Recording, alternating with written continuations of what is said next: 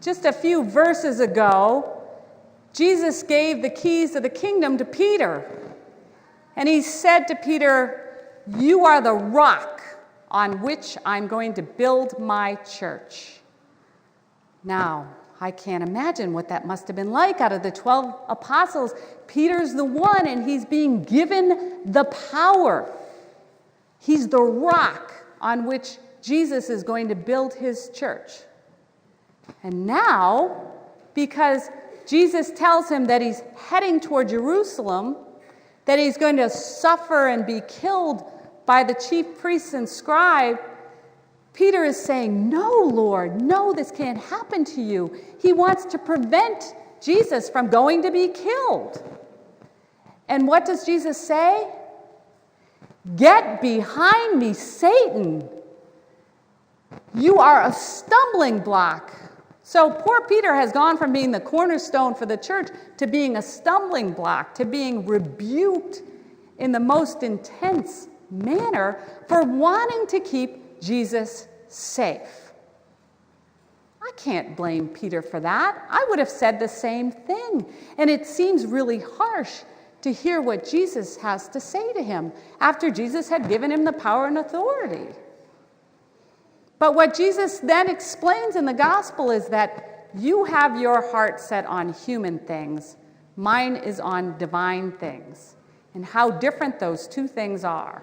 Because the human things that Peter had his heart set on was that Jesus had come to rescue them, to take the Jews away from the oppressive Romans, to create a kingdom that would perhaps overpower and get rid of all the suffering and the horrifying things that were going on in their world, to rescue them like the knight on the white horse coming in and swooping them up and away and taking away their problems and their suffering and their worries and their anxieties. But no, the divine way is to head right into that, to go right into where Jesus shouldn't go, to walk toward the suffering and the pain, and God forbid, his death. This is the divine way. And not only that, but then Jesus extends the invitation to the disciples to come with him. Pick up your cross, he says. Now that's the way of execution in that context. So what Jesus is saying there is, pick up this method of execution, carry it, and follow me. Not the best recruitment poster. It's like, whoa, okay, you want me to do what now? And this is the way? Well, it makes us wonder, what is the way? What way are we on? Well, in seminary, there's this wonderful illustration, and I'm sure I've mentioned it in the five years I've been here, called the freight train to hell. And it's in theology, they talk about the freight train to hell. We're all on the freight train to hell. And that what Jesus did through his crucifixion and resurrection is turn that freight train from the destination hell to the destination heaven. And we're just on the train. We can switch cars if we want, but we're kind of on the train. So I'm not a big train person. I've only been on a couple. That analogy doesn't really do it for me. So let me give you another analogy.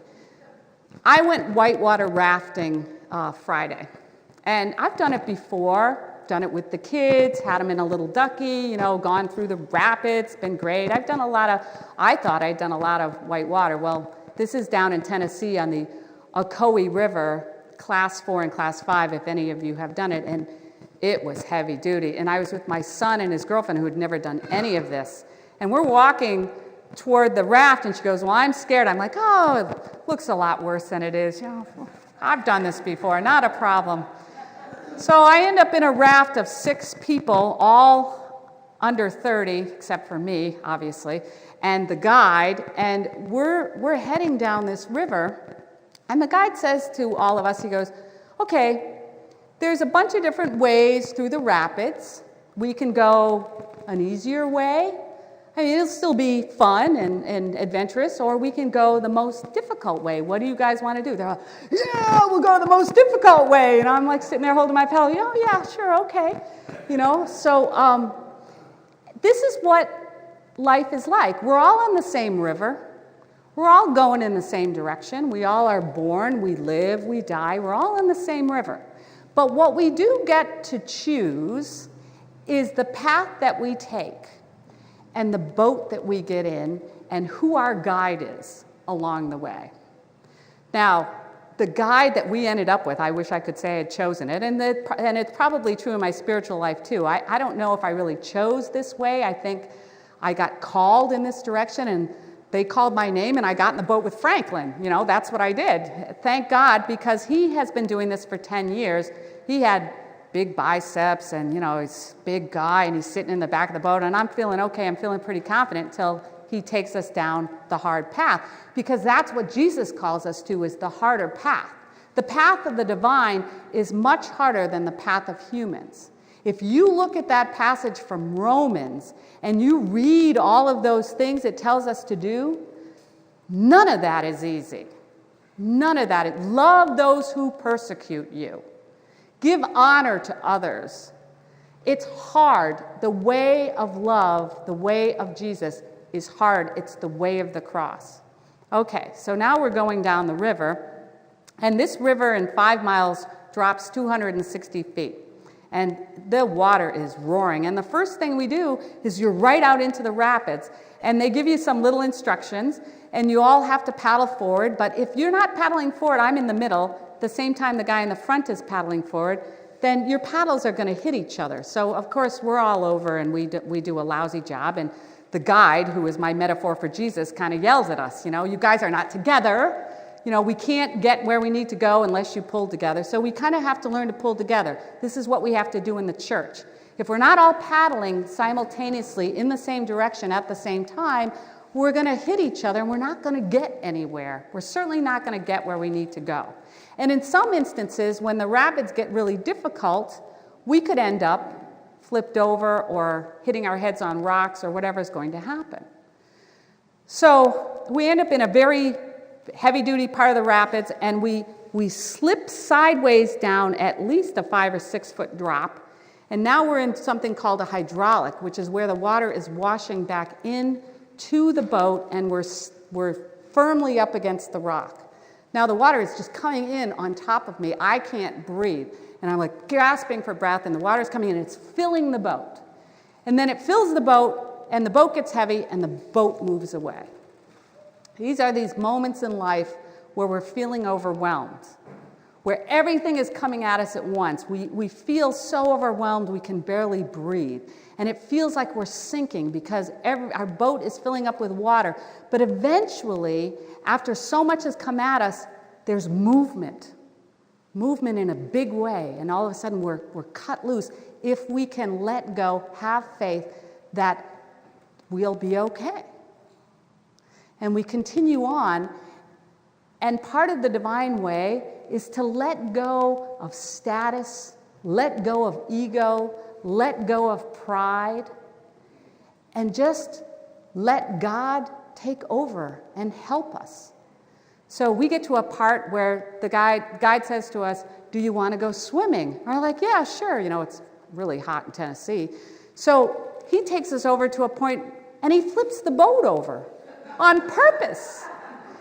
Now we're all going down the rapids, and it's white water, and again, it's coming at my face, and I'm going, trying to breathe, but I could see the end of that, and I knew I was going to be okay, but now I'm floating by myself, and the current is really strong, and it's like, well, how do I get back in the boat? This is like all of us. We fall away from the church. We're swimming on our own. We feel like we can't survive, and it's like, we need to get back in the boat. It's a humbling experience to get pulled back into the boat. What they do is they reach down and they pull you back, and you're like a dead fish coming into the boat. And, hopefully your shorts are all in the right place. And, it's a little bit embarrassing. And you're like, okay, this isn't really what I bargained for. But it shows you that we need each other. to pull us back into the boat so that we can paddle through the difficult times together. And it's the difficult way that offers us the most challenges, that can be the most humbling, that can help us learn the way of love, which is difficult and hard, and it's about letting go of who we think the world wants us to be. Because when you're sitting in that boat, you can be the canon to the ordinary, but I'm telling you, it doesn't make any difference. So when we're sitting in the boat together, it doesn't matter who the world thinks we are, what position we hold, how much money we have. It's all about pulling together, making it through the tough patches, and being on the way of helping one another, of loving one another, even when you're irritated that the guy ahead of you isn't paddling fast enough, that his paddle keeps hitting your paddle. 5 miles of this, and then the guide, so I'm thinking, okay, I'm scared to death, but it might work for the sermon. And, the guide is Jesus, and I got this metaphor all together, and then the guide drops this paddle. I'm like, no, that doesn't work for me. But what he did was take it from somebody else, which I thought, wow, even Jesus sometimes needs help. The human divine expression needs us too. So we're called today to lose our life so that we can have it. Now, it's an amazing thing if you really let that sink in. I was over some friend's house last night, and they asked me, well, what's the gospel? And I said, well, it's you have to lose your life in order to gain it. It's heavy-duty stuff. And my friend goes, well, of course, everybody knows that. Like, wow, it is true. We do all know that. We have to lose our life to gain it. We're confident as Christians that when our life is over, there is something more, that we too are resurrected, that eternal life is available to us.